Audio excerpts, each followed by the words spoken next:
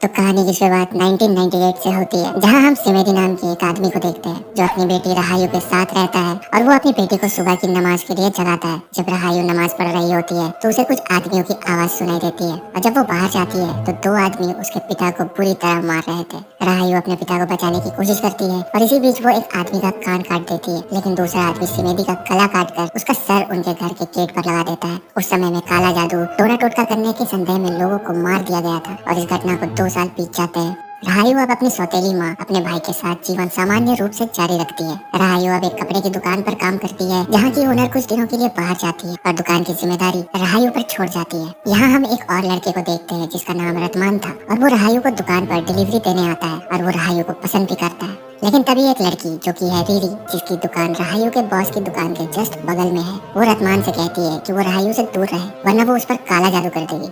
घर वापस आने पर रहायु संतोष और अपनी माँ की बातें सुनती है। संतोष रहायु की माँ के अंकल है। यहाँ संतोष उन्हें वो दुकान वाला घर बेच के साथ चलकर रहने के लिए कहता है, क्योंकि सिमेदी ने मरने से पहले संतोष को वो जगह बेचने को कहा था और ये बात रहायु को पसंद नहीं आती, इसलिए उसकी माँ मना कर देती है। रहायु के पिता की मौत के बाद वहाँ के लोग उन्हें शक की नजर से देखने लगे थे, क्योंकि रहायु के पिता शमन थे। अब जब रहायु बगल के घर में रह रहे सुरवो के घर फल देने जाती है तो उसे वहाँ सांप की छड़ी मिलती है जो सुरवो को सिमेदी ने रखवाली के लिए दी थी। सुरवो से पता लगता है कि वो एक पवित्र छड़ी है। रहायु अपने सौतेले दादाजी यानी संतोष को इसलिए पसंद नहीं करती थी क्योंकि उन्होंने रहायु के घर को बेचने की बात कही थी और अगर ऐसा हुआ तो उसे अपने बचपन के घर में वापस जाकर रहना पड़ेगा। और अब वो घर प्रेयर रूम बन चुका था जहाँ लोग नमाज पढ़ने जाते थे। वहीं एक आदमी नमाज पढ़ रहा था जब कोई बार बार उसके कंधे पर हाथ रखता है। वो आदमी थोड़ा डरता तो है लेकिन फिर भी वो नमाज पढ़ता जाता है और दोस्तों वो हाथ शैतान का था। तभी वहाँ लाइट चली जाती है और वहाँ रहायु भी नमाज पढ़ने आई थी। अंदर उस आदमी के साथ मरे हुए लोग भी नमाज पढ़ रहे थे,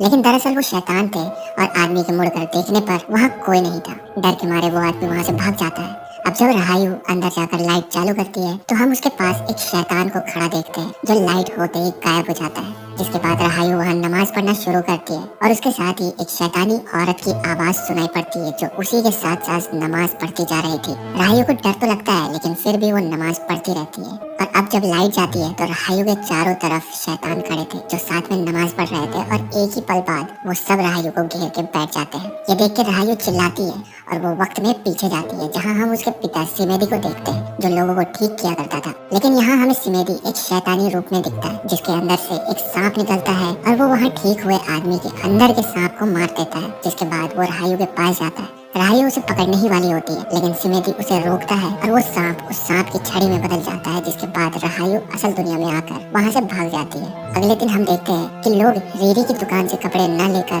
रहायु जिस दुकान पर काम करती है वहाँ की दुकान से कपड़े लेते हैं। ये देखकर रीरी भड़क जाती है और वो रहायु को एक जादूगर की बेटी कहती है। ये सुनने के बाद कपड़े खरीदने आए लोग वहाँ से चले जाते हैं और रीरी उसके पिता के बारे में बुरा भला कहती है, जिसे सुनकर रहायु उस पर अटैक करके उसका गला दबाने लगती है और यहाँ रहायु पोजेस्ड हो गई थी। तभी रतमान आकर रहायु पर दुआ पड़ता है और वो उसे ठीक करता है और रहायु पोजेस्ड हो गई है ये बात वहाँ फैल जाती है क्योंकि वहाँ के लोग उस प्रेयर रूम में जाने के बाद पोजेस्ड हो रहे थे या तो वहाँ पर जाने से डर रहे थे। घर आने पर रहायु की माँ उसे प्रेयर रूम के बारे में पूछती है कि क्या रहायु को वहाँ कुछ दिखता है, लेकिन रहायु मना कर देती है और उसकी माँ कहती है कि जब उसे शैतान दिखे तो वो अल्लाह से दुआ करे। अगले सीन में रहायु देखती है कि जो आदमी उस प्रेयर रूम में नमाज पढ़ रहा था उसके पीठ में दर्द हो रहा था और रहायु उसकी पीठ पर एक शैतानी बच्चे को चढ़ा हुआ देखती है। रहायु को अपनी आंखों पर विश्वास ही नहीं हो रहा था लेकिन उसने एकदम सही देखा और वो बच्चा एक पल बाद गायब हो जाता है। अब रहायु नमाज पढ़ने लगती है जब वहाँ उसे शैतान के पैर दिखते हैं जो वहीं खड़ा हुआ था और वो अल्लाह से दुआ करती है। लेकिन तभी सामने उसे शैतान कटा हुआ सर लेकर खड़ा नजर आता है और हम देखते हैं कि रहायु शैतानों के बीच लेटी थी और शैतान उसे हॉन्ट करते हैं।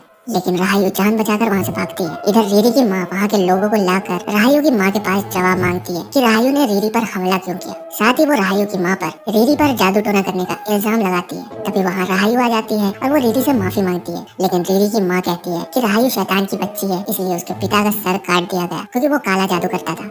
ये सुनकर रहायु अपना गुस्सा रोक नहीं पाती और उसकी माँ उसे संभालती है। लोगों के जाने के बाद उसकी माँ लोगों से न लड़ने के लिए और रहायु को नॉर्मली बिहेव करने के लिए कहती है और वो उस घर को बेचना चाहती थी, लेकिन राहायु मानती है कि उसकी माँ ये सब सेंतोत के कहने पर कर रही है, क्योंकि सेंतोत को सिमेदी की दौलत चाहिए। जिसके बाद राहायु खुद के बचपन की झलक देखती है, जहाँ वो शैतान की गोद में लेटी थी और वो दूसरी दुनिया में यानी कि जिन्स की दुनिया में पहुंच जाती है, जहाँ उसे शैतान हॉन्ट करते हैं और उसकी आंख सुरवो के घर में खुलती है, जिसे रहमान प्रेयर रूम से लेकर आया था। दोस्तों, राहायु बिना सोचे उन शैतानों को समन यानी बुला लेती है और राहायु के अंदर ये पावर थी, लेकिन अब वो उन्हें रोक नहीं सकती क्योंकि उसने खुद उन्हें बुलाया था। दोस्तों, वो शैतान राहायु के बचपन में उसे दिखा करते थे, जिसे वो अपना दोस्त कहती थी। ये सच सुरवो राहायु को बताता है। वो ये भी बताता है कि राहायु कोई आम इंसान नहीं है और इसलिए उसके पिता और सेंतोत ने राहायु पर एक्सोर्सिज्म यानी कि रुकया परफॉर्म किया था जब वो छोटी बच्ची थी, और वो शैतान उसका इंतजार कर रहे हैं और इसलिए वो उसका पीछा करते हुए प्रेयर रूम तक आ गए थे। अगले दिन हम देखते हैं कि राहायु को काली उल्टी होती है जब उसे मार्केट में कई भूत नजर आते हैं। तभी हम देखते हैं कि एक औरत रीरी की माँ से फूल ना खरीद कर राहायु की माँ से फूल खरीदती है। ये देख के रीरी की माँ राहायु की माँ के फूल गिरा देती है और उसे बुरा भला कहती है। तभी हम राहायु के पास एक सांप को जाता हुआ देखते हैं जो रीरी की माँ की हालत खराब कर देता है और उनके पैर पर घाव आ जाते हैं, जिससे उनका पैर सड़ने लगता है। तभी गाँव वाले उन्हें ले जाते हैं। इस बात से गुस्साए लोग रात को राहायु के घर आते हैं। उनका मानना था कि लोग इसलिए घायल हो रहे हैं क्योंकि राहायु की माँ उन पर काला जादू कर रही है। तभी सुरवो आकर उन लोगों को रोकता है क्योंकि उसने वहाँ के एक आदमी को अपने फायदे के लिए एक स्पिरिट को यूज करते हुए देखा था। लोग कहते हैं कि अगर कुछ भी हुआ तो अब उसका जिम्मेदार सुरवो होगा और वो लोग वहाँ से चले जाते हैं। उसी रात राहायु फिर से पजेस्ट हो जाती है और वो सांप रीरी के माँ के पास जाकर उसी के हाथ से उसका गला घोट देता है और उसकी मौत हो जाती है। इस हादसे के बाद वहाँ के लोग इंसाफ चाहते थे। वो चाहते थे कि राहायु की माँ को सजा मिले। तब सुरवो राहायु की माँ से पोचोंग ओथ यानी मरने की कसम खाने के लिए कहता है, जिसमें उसकी माँ को एक लाश की तरह बांधा जाएगा और वो कसम खाएगी और अगर उसने काला जादू नहीं किया होगा तो वो जिंदा रहेगी वरना वो मर जाएगी। लेकिन अपनी माँ की जगह वो कसम राहायु लेने के लिए कहती है, लेकिन उसकी माँ उसे मना कर देती है। अब राहायु की माँ पोचोंग की कसम लेती है, जिसके लिए उन्हें लाश की तरह बांधा जाता है और उधर राहायु उस रूम में नमाज पढ़ती है। तभी उसकी माँ जिन्स की दुनिया में पहुंच जाती है, जहाँ वो एक जिन को राहायु के अंदर जाता हुआ देखती है और राहायु पजेस्ट थी। तभी उसकी माँ की आंख असल दुनिया में खुलती है। उसकी माँ को जिंदा देखकर लोगों को सबूत मिल गया था कि उन्होंने काला जादू नहीं किया है और लोग वहाँ से चले जाते हैं। अगले सीन में हम सेंतोत को सुरवो से बात करते हुए देखते हैं, क्योंकि उस शॉप हाउस को जिसमें अभी राहायु रहती है उसको पवित्र करना है और राहायु पर एक्सोर्सिज्म करना जरूरी था। वो घर सिमेदी को ऐसा गिफ्ट दिया गया था ताकि वो लोगों को काला जादू से छुड़वा सके। लेकिन सुरवो कहता है कि सेंतोत सिमेदी की दौलत लेना चाहता है और इसलिए वो राहायु पर एक्सोर्सिज्म करना चाहता है। अब राहायु की माँ उस शॉप हाउस को 2 आदमियों को बेचने वाली थी, जिससे राहायु खुश नहीं थी। तब उसकी माँ उसे बताती है कि उन्होंने कसम के दौरान उन शैतानों को देखा था और राहायु भी उन्हीं में से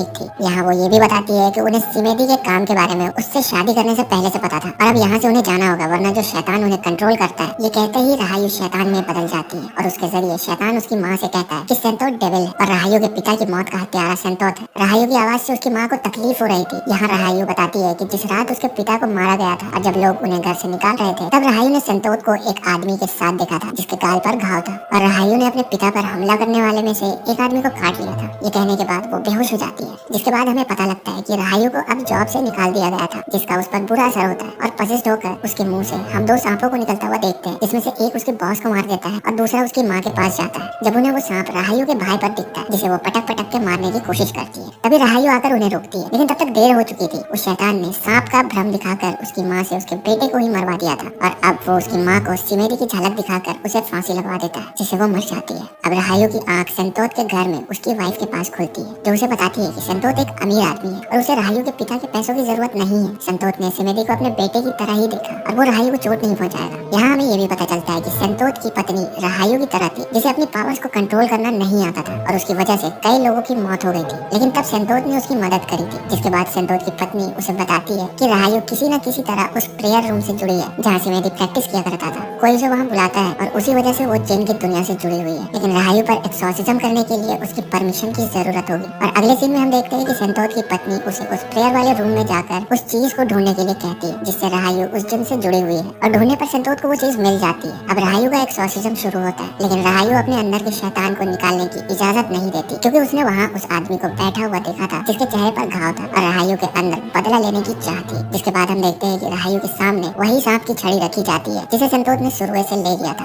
और जिन राहायु पर कब्जा कर लेता है। राहायु कहती है कि सेंतोत उसके पिता के खून का जिम्मेदार है। उसे खूनी के बारे में पता था और यहाँ हमें असली राज पता लगता है कि राहायु के पिता को सुरवो ने मरवाया था, वो भी सेंतोत के बेटे को इस्तेमाल करके। लेकिन वो सिमेदी को मरवाने वाला है ये उसने सेंतोत के बेटे वाहिद को नहीं बताया था। तभी सेंतोत का बेटा पजेस होकर अपने ही पिता को मार डालता है। तब सेंतोत की पत्नी आकर अपने बेटे को होश में लाती है, लेकिन उसका बेटा इस पाप के लिए खुद को मार डालता है और अब पजेस राहायु कहती है कि वो मरने के ही लायक थे और अब सेंतोत संतोष की पत्नी रहायु पर एक्सोर्सिज्म करती है, जिससे वो जिन उसका शरीर छोड़ देता है और एंड सीन में संतोष की पत्नी रहायु से उसके पावर्स को कंट्रोल करने के लिए कहती है और खुद को गॉड को सरेंडर करने को कहती है। और हम देखते हैं कि संतोष की पत्नी ने वो छड़ी दफना दी थी ताकि वो किसी के हाथ न लगे। वो कोई पवित्र छड़ी नहीं थी। और बस ये मूवी यहीं एंड हो जाती है। दोस्तों ये मूवी काफी अच्छी है और आप इसे एक बार जरूर देख सकते हैं। तो आज की वीडियो में बस इतना ही। वीडियो अच्छी लगी हो तो वीडियो को लाइक करें और चैनल पर नए हो तो प्लीज चैनल को सब्सक्राइब करें। मैं मिलता हूँ आपको अपनी अगली वीडियो के साथ में। तब तक के लिए बाय।